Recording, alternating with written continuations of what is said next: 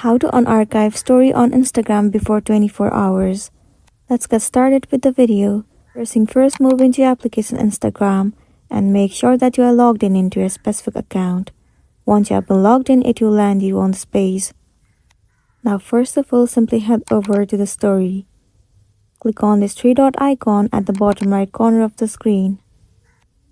And then click on archive. Once the post has been archived, now if you want to unarchive, click on your profile. Tap on the three horizontal line at the top right corner of the screen. Wait for a while for it to load. And then move into archive in how you use Instagram.